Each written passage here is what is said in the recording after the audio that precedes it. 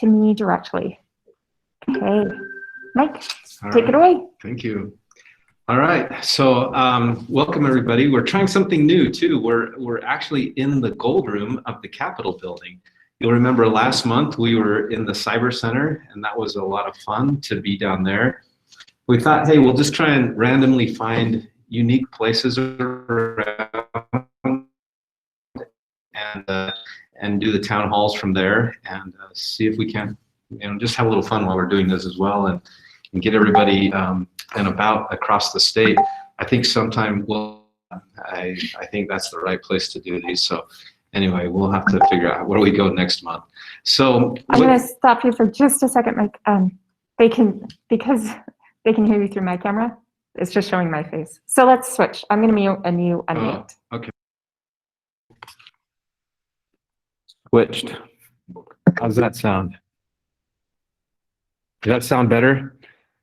I know me and Stephanie look a lot alike, so I'm sorry. I'm showing the wrong person.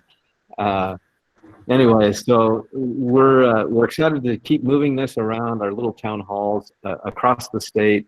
At least we went across the plaza this time, and so we're having a little bit of fun with these.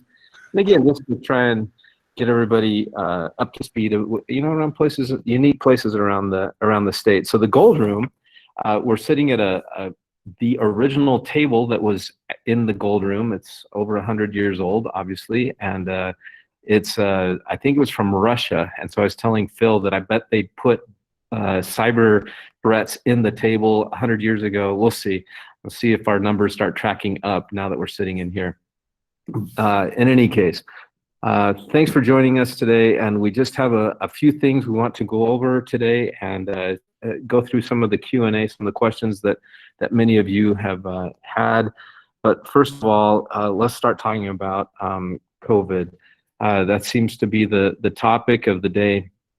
Obviously, we've been under the pandemic for coming up on a year. I mean, it doesn't feel like, it doesn't feel like that, but it's really been a year. I mean, I remember right at the end of session, we thought, oh, we're going to get a little bit of a break, and that's when it felt like we were thrown into this completely. So anyway, here we are in December, and we're still kind of having some high numbers with coronavirus.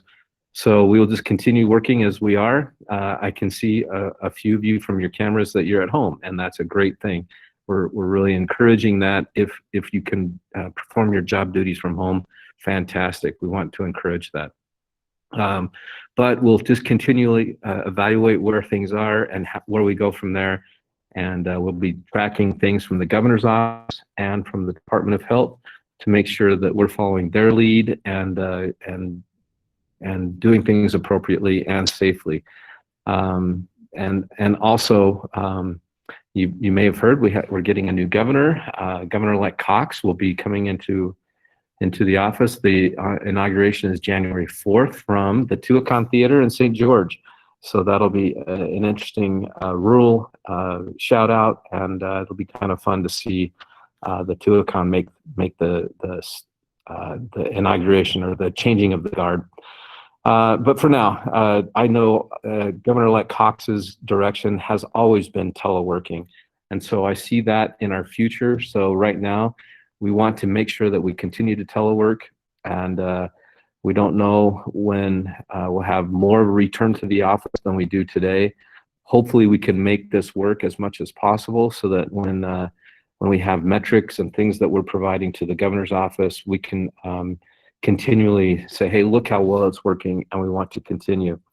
And so with that, we want to make sure that we are following the telework policy. And we had a very large uptick in the forms that were completed, and we need all of you to fill out that form from Jeff Modishot, GOMB. I think it came out from, was it Dan? Oh, it came from Stephanie, of course. And so Stephanie sent out the form, and that form goes to Jeff Modishot, GOMB, who is reporting on the metrics. It'll have things, I know it seems a little strange that they want to know how many miles you commuted. They really want to show the value in teleworking. And so make sure you get that filled out. And we want to show that DTS can do this remotely, and we think that this form really can show that too. And then also, when we have a new remote work policy for working outside of the state, that's kind of being redone at the moment even. And but right now, make sure that if you're working from outside of the state, you get approval to do so.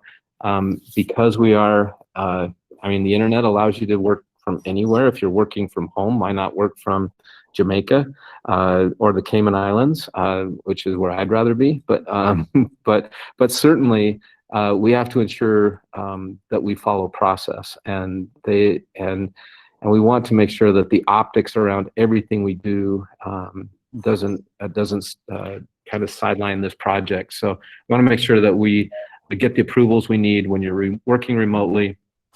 Just make sure that you go through the process and get approval to do so. And also, while you're in the in-state facilities, please wear a mask. The governor's order is still saying, while you're in state facilities, please wear a mask. Now, if you're in your office, it's not required, but if you're out and about meeting with others, please make sure you wear a mask. I think the numbers yesterday were, I think 3,200, 3,400, 3,600, something like that. So the numbers are still up there, and let's make sure we're doing our part to do what we can to protect others and our families. And as part of that, you know, this is that time of year where the holidays are upon us, and we always do fun things in the work environment. I always enjoy those too, but some of the things that used to be traditional in some parts of DTS, like potlucks, are probably not a good idea right now. And we would certainly say don't have potlucks right now at work. We've noticed that some people are trying to do those, and those are events where it feels like too many people get together, and unfortunately our numbers won't go down. So we want to say potlucks right now are not an option. And also going forward, if you have an exposure to coronavirus, please report it to HR. They'll take the necessary precautions with you, help give guidance, and make sure that that we're safe in the work environment, and that you're safe at home. You know, just a quick anecdotal story. My son, his roommate, had symptoms right before Thanksgiving, and so as part of protocol at the University of Utah, they were testing all of the students as they were leaving to go home for the holidays. And so my son had a negative test, but then the next day his roommate started showing symptoms. So his roommate got tested, and in the meantime, he quarantined in the apartment. Actually, when we would FaceTime him, he would be in his bedroom closet in his bedroom. That's how worried he was about, you know, spreading this. So he was in his closet at his apartment, and waiting for his roommate's test to come back. And because he didn't get him back by Thanksgiving, he ended up spending Thanksgiving alone at his house, and we just dropped some food off at his door. But I think we need to take those kinds of precautions just till those numbers get down, and that way we can continue to play college football as well. So that's always priority. So with that, just again, report any exposures and just take the precautions you can to take care of yourselves and your neighbors and your loved ones. I think that's so important. And if you do have a need to take time off because of the coronavirus, either to care for someone in your family, or for yourself, or you're quarantining because you may have had an exposure, we do have leave that's available, and make sure you take advantage of that. And you don't have to take additional leave that you may not have. And so yeah, just again, HR will help you get guided through that. And I think there shouldn't be anyone that is penalized because they got sick or they're taking care of someone. So again, make sure that you're taking care of yourselves. That's one of my biggest priorities. I think it just creates a better environment, and I want to make sure everyone's safe out there as well. Let's see. With that, we also have some workshops coming up from URS. They are planning and providing some financial wellness workshops, and they're available at urs.org. So if you want to go there, it's any benefited employee at DTS is available to take those. That's most of us. And they're schedule a free confidential full financial planning session. And it's not just retirement planning, it's across the board. So if you're working on how to manage debt or invest or save, that they'll certainly help you with that. And it's just a resource that's available. And we want to make sure that everybody had that information, especially in this year that has been proven to be so challenging. Also, a quick update on our big plays. BYU almost had a big play coming down the stretch in their game. They got stopped on the 1 yard line. But our big plays at DTS we're still working on some great things to kind of finish up this year. And let me tell you where we're at so far on all of these. So first of all, security.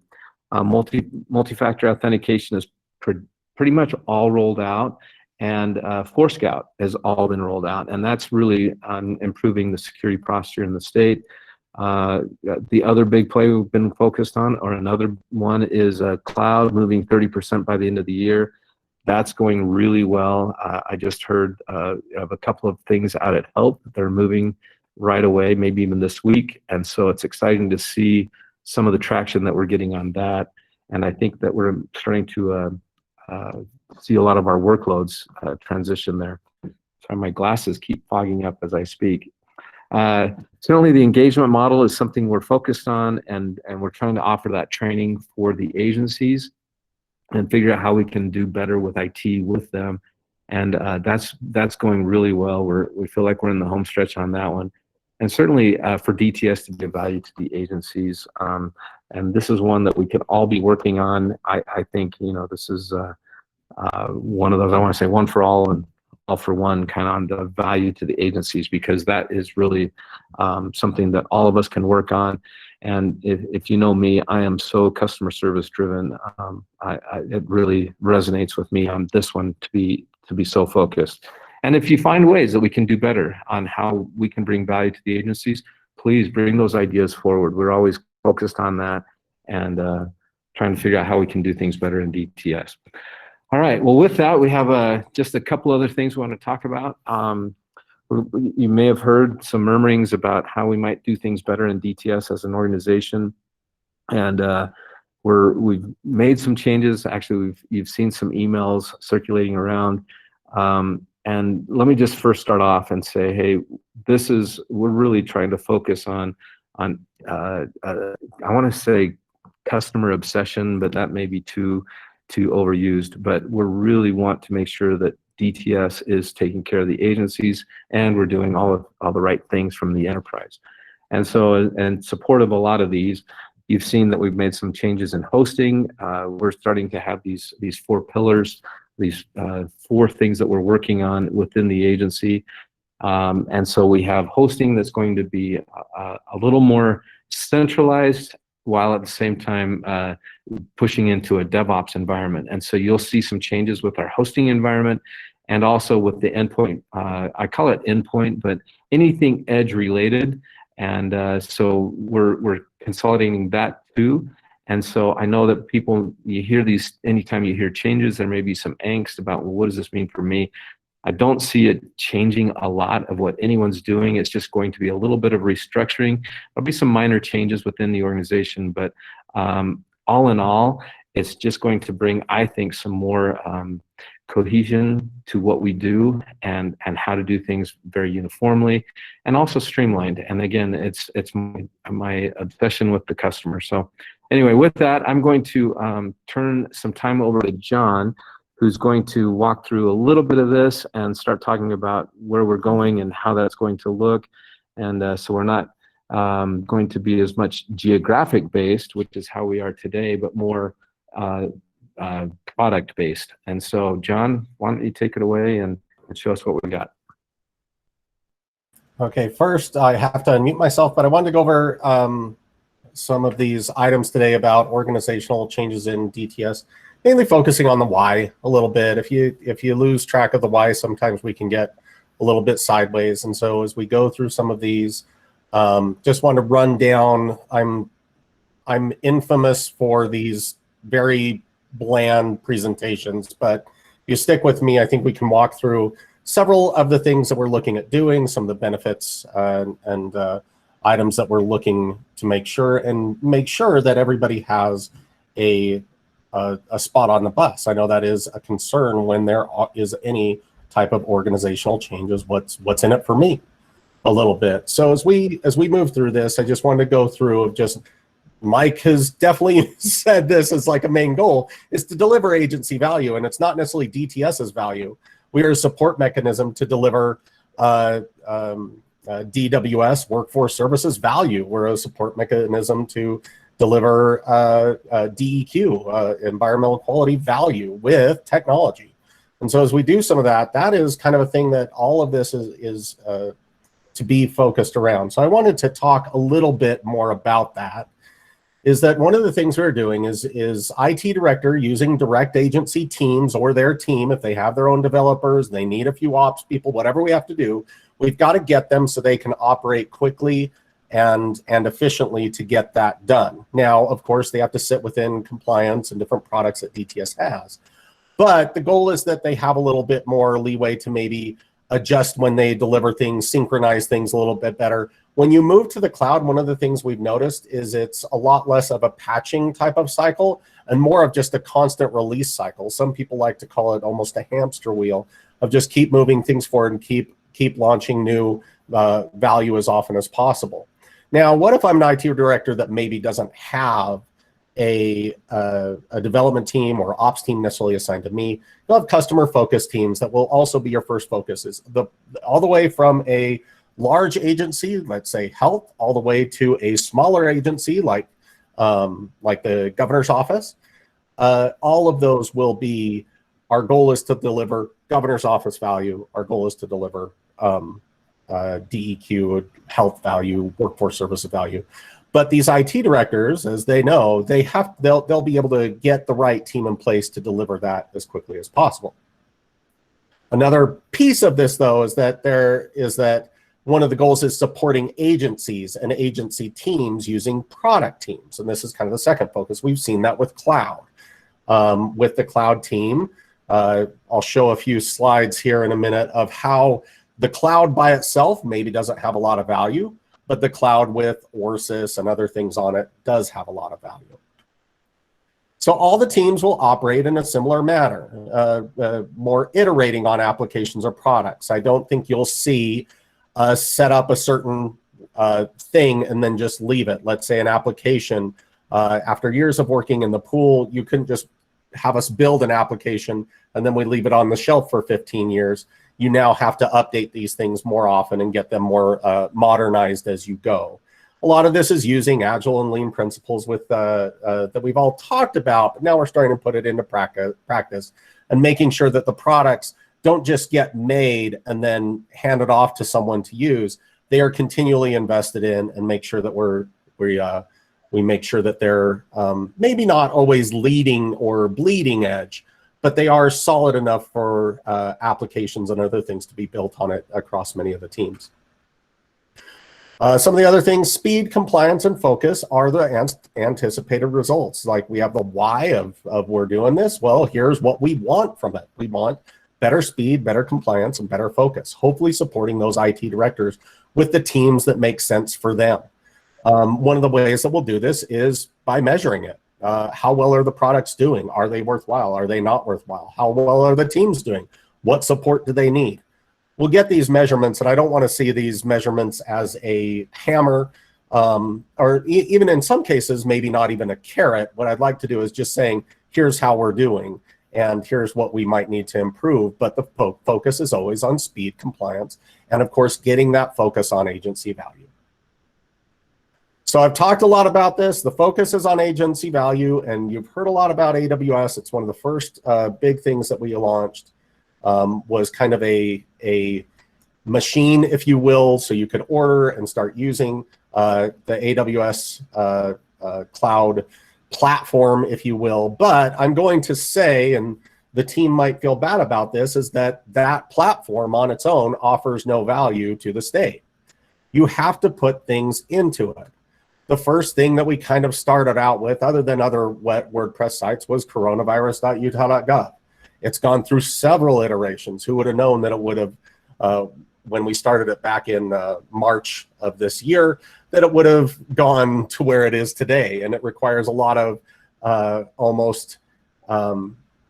work on the back end, more work on the back end to even than dealing with it on the front end of the WordPress site. There's a lot that goes on with coronavirus.utah.gov, and it's always iterative and it's always there. Tax moved their Vaders system. This is a large system out at Tax, a motor vehicle system. Orsys, we've all heard about this, a large mainframe system that has moved over to AWS. And then there's a lot more coming. Like Mike said, we're starting to see a good track record and trying to get these set up, but also making sure that their teams are able to take care of those and have those things internally. Are we perfect yet? Not even close. Can you order it easily yet? Not even close. But the goal is that we're iterating on it and trying to get good solutions that will continue on that product. But I'm going to always say that the real value is the product that sits between the applications or services or whatever we're doing, touch points between the product and the agency. If it's a desktop, it's that tech going out and making sure that agency is happy with that result, with that service. So it can be products or services. But I just want to make sure that we want to make sure the nice thing about this product and why it has been quite successful for us so far is that you can build a coronavirus, a Vaders, an Orsys, a health, workforce services. You can build multiple applications on that platform in different ways, different account structures, things like that. And those teams can iterate while that product is still invested in at the core. So one of the things we talked about are those changes. I've been calling them the core 4 of DTS. Is one of the core 4 is cloud and on-prem hosting. It becomes this becomes a collection of products that assist in agency value delivery. So think of it as some product categories included are GCP and some Azure services that we've been working on and several others.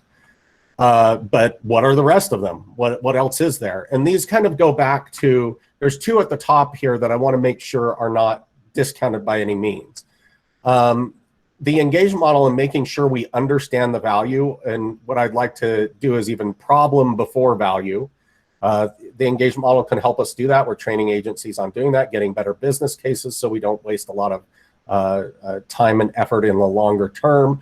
We've got security. Both of these get kind of put across all the product categories so that we make sure they're there and they're baked into each one of these as we automate some of the things to do that. But like I said, cloud and on-prem hosting, that is one of the first categories that has been stood up along with Edge, desktop and mobile. Network and voice is another product category that will be stood up along with solution services and products. Think things like ServiceNow, a smaller pool team that might help agencies, our Salesforce products. This solution services will probably go through some of the most adjustments and turnover of products that go through there. So it will be a very busy area in that, I hate to say it, purple section if you belong there. So one of the things that we've seen is, well, what is the difference between being product focused and agency focused? Right now, we're kind of focused everywhere and nowhere all at the same time at times. But the goal is so if you take what we've kind of done with the cloud machine, they're focused on on-prem architecture, standards and compliance baked in. They actually work a lot with customers, getting them stood up, more comfortable with things so they can be run with the DevOps teams at the bottom at the agency. The cloud and on-prem core, we've been using Patrick's team for a lot of this. I think those roles will expand over time, but storage, account management, monitoring, and billing, all of this is core product support, making sure that those continue to get baked in, that they have good architecture and standards and compliance there. There will be some smaller cloud and on-prem support teams. These are sometimes considered pools. of support, but they're smaller agencies, but they are customer service focused and product support. Some of the larger agencies will use this for a while until they feel like they're in a good spot to maybe take on some of the operational things themselves. And what we've seen recently is DevOps at the agency, and one of the big groups that is doing this is the group at Human Services. They have some of their ops right there with their dev teams, and they're working together to roll this out. They do manage some of their on-prem stuff. They do manage their cloud stuff. And as that goes along, they're still quite tied into, I saw a Terraform update today, is that they're quite tied into what is going on and architects talking to architects. And that is one of the big goals, is making sure that we can share the information between these, and so that we all can get worked out of what exactly these different things are. So this is an example of what I've seen, and you may sit on a myriad of these teams depending on during your career on where you want to be. I've already had somebody go from the cloud machine to DevOps at the agency, and they're doing an amazing job. So the goal is here of these product categories is an intentional place for everything. And that is one of the key pieces to this, is making sure there is a real intention behind a new service, product, or anything that we do. So the last few bits of this is maybe, okay, I've been doing sysadmin work for years, or I've been doing development work for years, and maybe I want to change. Maybe there is some new technologies that I want to do. So what is it? What's in it for me? And one of the things here is training opportunities. There should be some really good training opportunities for people across the enterprise. We've seen some of those, but as we continue to figure those things out, we want to make sure that we can push that even further. Hands-on work opportunities. One of the biggest problems I had, and that I think we'll continue to have until we get it all worked out, is sometimes we get trained on a certain product or feature, or even cloud versus something else, but you never get the chance to actually do hands-on work. Well, let's find ways that we can get more hands-on work opportunities and roll that out. You'll get a chance to do some more pair programming, pair configuration, pair ops, so that there's somebody looking over your shoulder, making sure that you're not, that can catch things, or even they might learn something as they're looking at it. We've done the nice thing, and this is one thing I've been surprised at. The nice thing is that on a lot of these different items is people will spin up a Google Meet, and they'll watch each other kind of work together. They'll do some pair programming. They'll take a look at those things. And I think these things will get better and better as we move forward and we learn new ways of doing things and we share that knowledge. Education, learning, and curiosity. I think if it's not a learning thing, you know, if you're not automating, not educating, not curious about something, learning how something works, building it out. Now, some of that can be just part of your day job. Some of it is some time that maybe, you know, we've got to get some hours for. Maybe it's some time that you want to do on your own, but we want to get a good culture around education, learning, and curiosity. There should be, with this, position adjustments, potential increases if you learn some new skills. All of that is part of the things why you may want to understand going to a DevOps model, going to this new model, working with product teams, working on a development team at the agency, working as a support team. All of these have very good options for you, and I would encourage people to kind of figure out what those are and work there a little bit. There is always the, well, what if we fail though? You know, oftentimes if we fail in government, we're not allowed to fail. So sometimes we do things like the illusion of progress, or we are worried, or we don't try new things, because if we fail at them, that can be a problem. So that's maybe a what's a problem if it's in it for me. But I want to give you some encouragement there that failing maybe isn't the worst thing on earth. And then one thing that I've seen is that as I've worked with several architects and several developers and certain things across the org recently, as we've been spinning up this cloud team, is that there is a surprising call for standards. I was not expecting that people were actually asking for maybe some more standardization. And maybe not always around the tools. Sometimes different groups like different tools, but there are some things like, man, I really like, in a group like workforce services, maybe there are things that are very similar to maybe things that are done at DAS.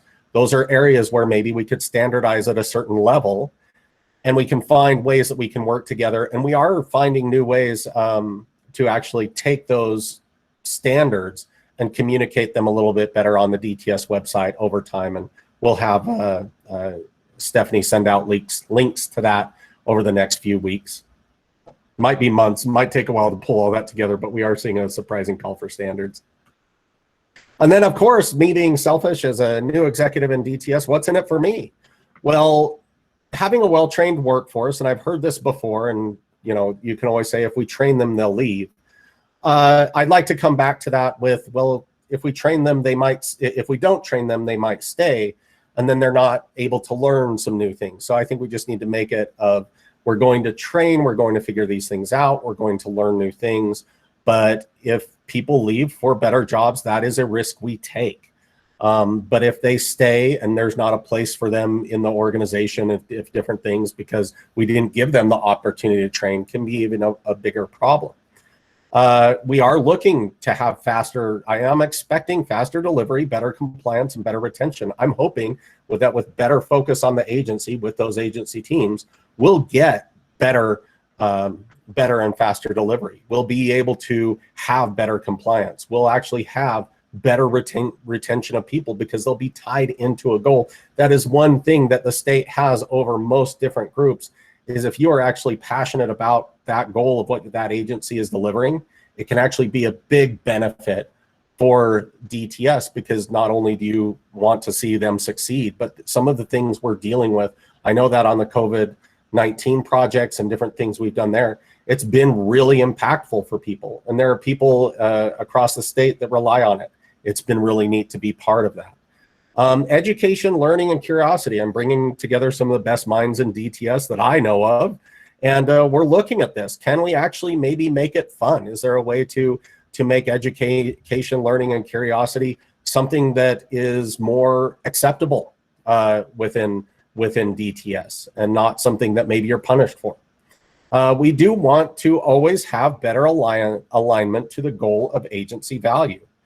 If we can find new products that are found that we can maybe roll out that can support multiple agencies, those are great. But if there's an agency that requires a certain product just to be theirs, well, that IT director then can build that team so they can support that core product. One of the things that I talked about was failure, and I've heard the term once in a while, and I want to be somewhat careful of this, of failing fast and failing often. That's great. That's kind of goes back to some of the stuff that Elon Musk did with Tesla, and way back in the day, the guy that did the light bulb, Thomas Edison, different things like that, is that, yeah, they failed along the way, but they were consistent in that they iterated and learned. We don't want to fail fast and fail often doing the same failures. If we have a small failure along the way and we need to regroup and retrain ourselves so we do something different, that's what we want, is an iterate and learn. Not a failure and failure and failure, but it's all the same failure. And so that's one of the things of saying, what if we fail? Well, what I'm expecting and what I think DTS as a whole is that, you know what, dang it, we got to iterate and learn. Hopefully we can minimize the really large, big fails, but most of those comes from small, consistent failures and not iterating and learning. Then the last, oh, shoot, there I did that, but last is a surprising call for standards. I agree, let's standardize the things that make sense. I think we had a good discussion on this with the Cloud Advisory Board last week, of looking at things like NIST standards. What are the things, what level of standardization do we need? What makes sense for us? What doesn't make sense for us? And then making sure we can explain the why of why we did a standard, and make sure it's not just there for no reason. And with that, it might be even more best practices than standards in a lot of cases. That is my presentation right here. I do not have, I'm making sure I got a list of questions earlier, make sure I got some of them.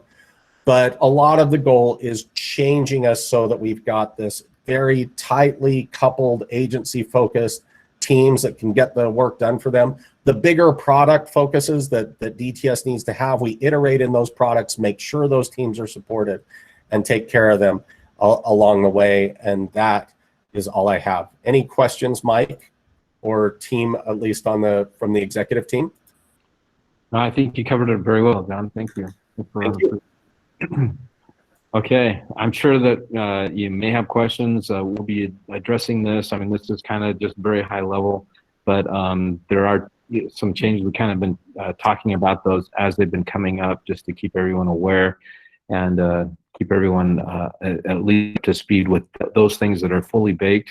And we're still working on some of the details on a few of these things, but we at least wanted to get that information out there right away. So, okay, thanks, John.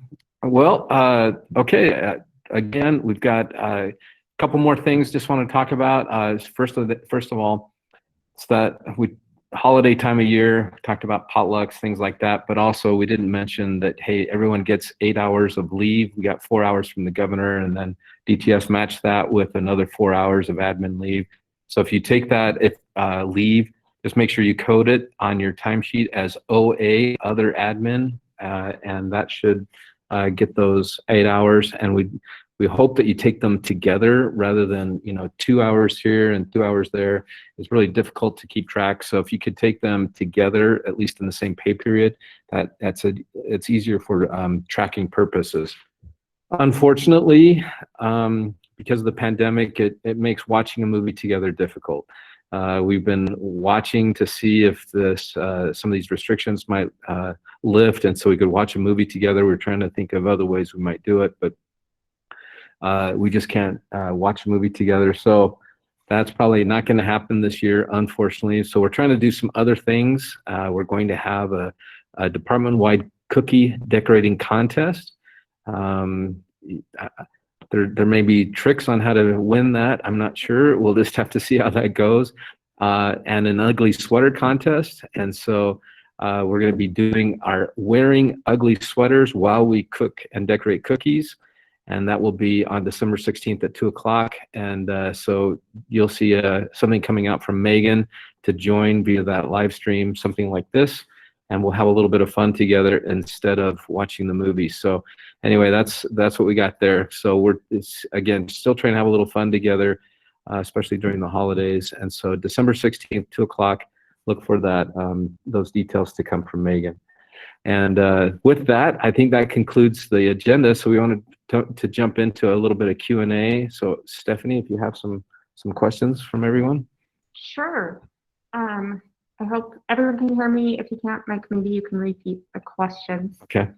With the arrival and implementation of AWS, what will that mean for the lifespan of the two main data centers? Okay, so the question is, with AWS coming into the picture, what does that mean for the Salt Lake City data center and the Richfield data center? First of all, we know a lot about the future of the Salt Lake City data center, that's going to be a lot smaller over in the TSOB when that moves. And that will become our primary data center for Salt Lake City. Richfield, we still absolutely need it. There's going to be a lot of need for both of these data centers going forward. I just think we're going to have a lot less demand as we move to the cloud and find resiliency and some being able to tap additional resources that are available in the cloud. I still see our data centers being around for a while. I talk about the picture that Arizona put out there where they actually bulldozed their data center. I don't know that we're at that point. I mean, maybe when we move out of the Capitol Hill data center over to the TSOB data center, maybe that'll be kind of a fun picture to post, but I still see us being in the data center to some extent. I think that our footprint will shrink continually, and I think we'll always have a need, though, and always is a long time. We'll continue to have a need for some time in our data centers and continue to make sure that those are matured. And actually, I've always tried to figure out ways how we can utilize the data centers more effectively, and that is maybe we have Salt Lake County partnering with us, and they've got some gear in our data centers. Maybe we do something similar down the road to continue to leverage the investment that the state has made in that space. And so as our footprint shrinks and other entities come in, maybe there's an opportunity for us down the road, but it could be a layover for them as they migrate to the cloud. You know, they're trying to get more effective or better space, which has, you know, here on Capitol Hill, you know, we have so many options for power, for instance. It really does look attractive for other entities to come into those spaces. And so similarly, when we move out to the TSOB, I see that going forward. So I think that'll be around for some time. Great. Ben Winslow recently reported that there is a bill file to combine health and human services and possibly workforce services. How do you think that will impact DTS? That's a great question. If you couldn't hear the question is, Ben Winslow recently reported about some potential combining of DOH and DHS under the new Governor-elect Cox administration. It was also reported that Medicaid might move to DWS. So yes, that would mean some, I think just some organization changes. I don't think much would happen at the individual level. I think if you're working on Medicaid now, or you're working in DOH now, or you're working in DHS now, that many of those things will stay the same, except for maybe just a minor tweak here and there, as though if those agencies combine going forward under our new governor, that I would see that we would do some things to combine those teams together too. So although it would just be, you know, much like two agencies coming together, two teams coming together, but not really changing too much what you do today, but just more at the top. So I don't see too many specific changes within the organization, within DTS beyond that. Are there plans for bringing back tuition reimbursements for DTS employees? Yes. So the question is, are there plans to bring back tuition reimbursement? And I know that was one of the casualties of the pandemic when we had to eliminate those tuition reimbursements. Unfortunately, that was a difficult thing. There was a lot of uncertainty early on, but I'm going to say that we will be ready to do that again at the first of the year.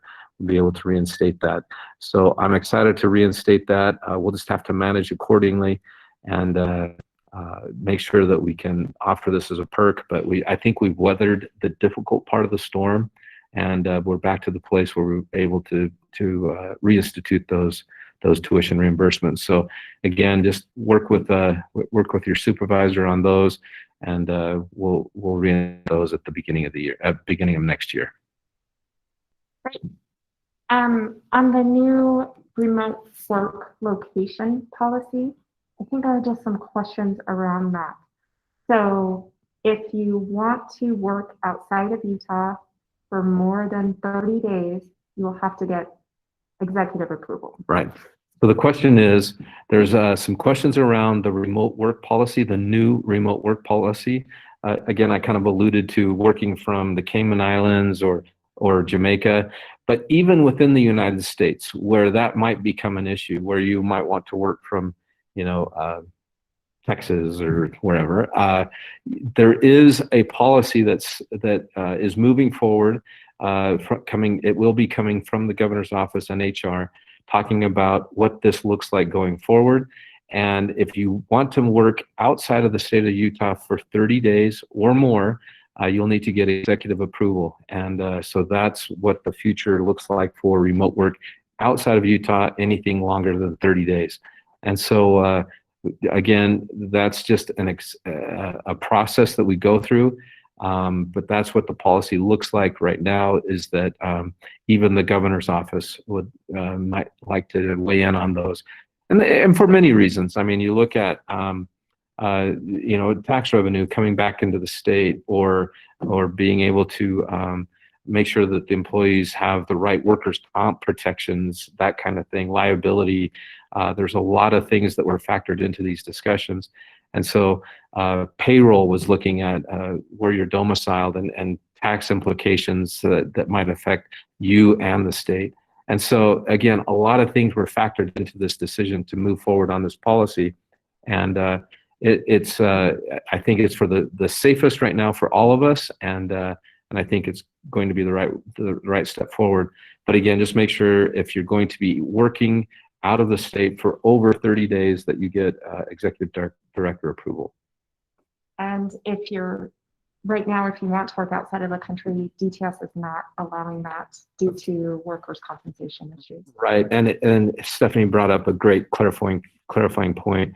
If you are wanting to work outside of the country, that's not an option because for many reasons. Sometimes you might be working for a regulated agency. Sometimes it's workers' comp concerns. There's a lot of challenges. So just right now, it's not an option.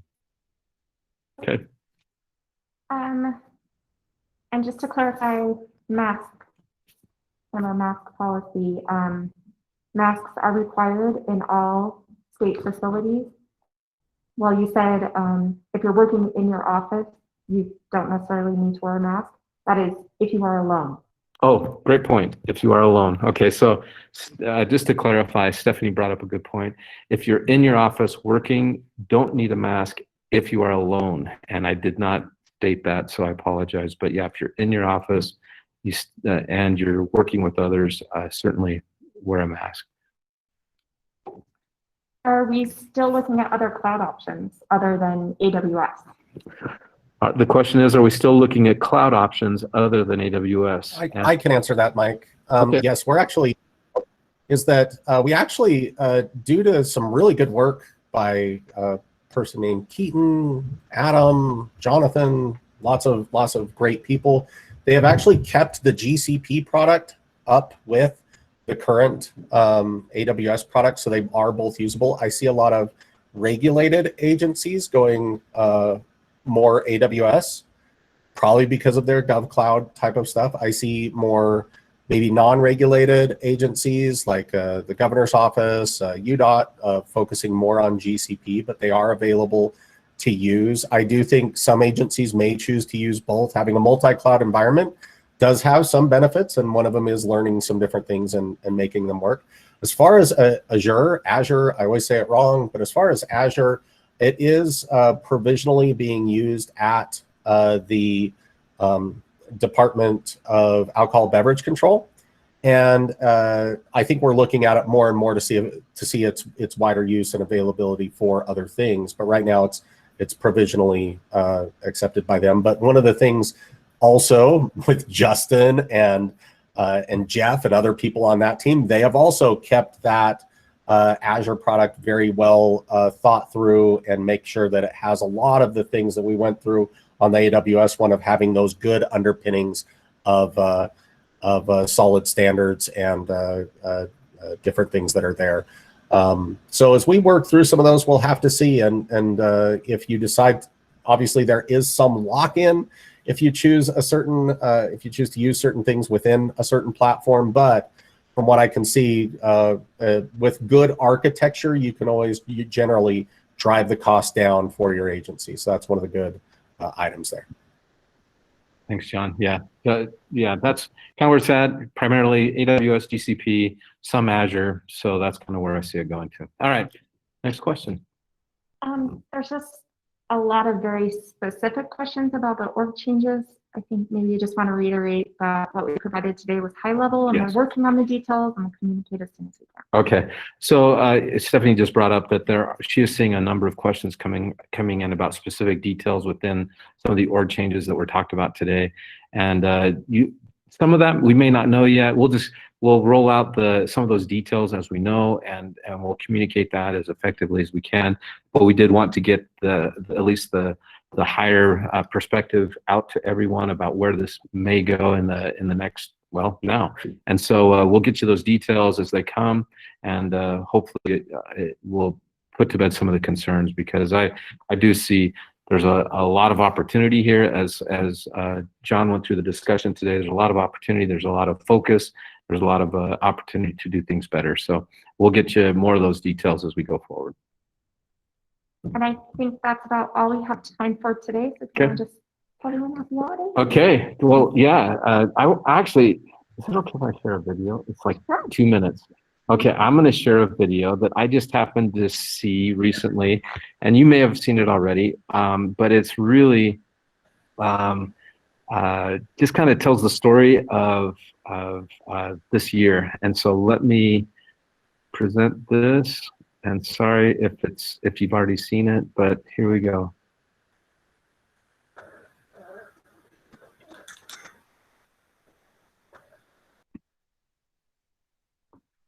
Oops, mute. Hold on.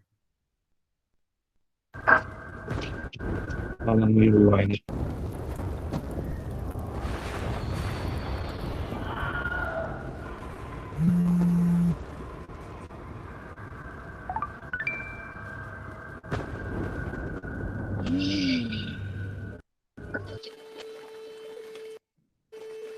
Satan? Hi. 2020. Please. Columbus 2020.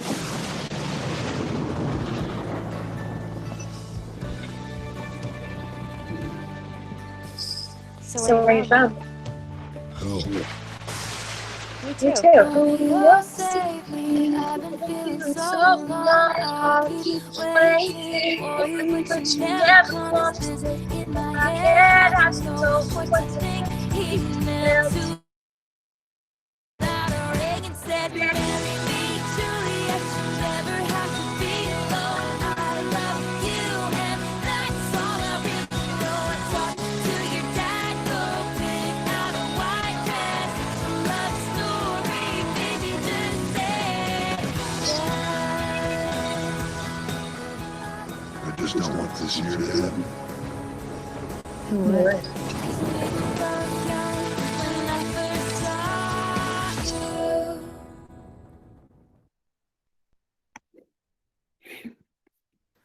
Let me stop.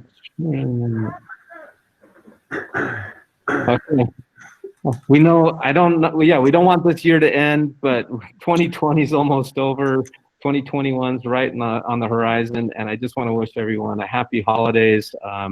I can see a lot of opportunity and optimism ahead, and just thank you for joining us today. Tried to have a little fun by showing that video. I'm not sure how bad it was. I'm on the Wi-Fi over at the Capitol, and who knows what it might have looked like, but it's out there. It's just that 2020 match ad, and it's just been kind of really typical of this year, but I think there's a lot of optimism ahead of us, and excited to see what 2021 will bring. And so with that, everyone, have a very safe and happy holidays. Make sure you take care of yourselves, and enjoy this time with family and those, and do it safely, and make sure you take care of one another. So with that, thanks, and enjoy your holidays. Hey, Mike, Yes, Scott. can I jump in and say one thing in closing, especially after your match video there? Sure. Thank you. I wanted to tell everybody, thanks for sticking with us. And what I mean is, 8 or 9 months ago, we had to do what was necessary to transition and support a lot of the state to telework, work remotely. That caused some challenges. While we're doing that, though, we're still doing our regular projects. We're working on that cloud machine that John referred to. That led to some org announcements with respect to cloud and on-prem and DevOps. We're also working through those big plays that you referred to earlier. And bottom line is there was a lot of work coupled with uncertainty of change during this whole year. And so I just want to reiterate, thank you again for sticking with us. Thank you, Scott. Well said. All right, everyone. Have a great day, and we'll talk to you later. Okay, thanks. Bye-bye. See ya.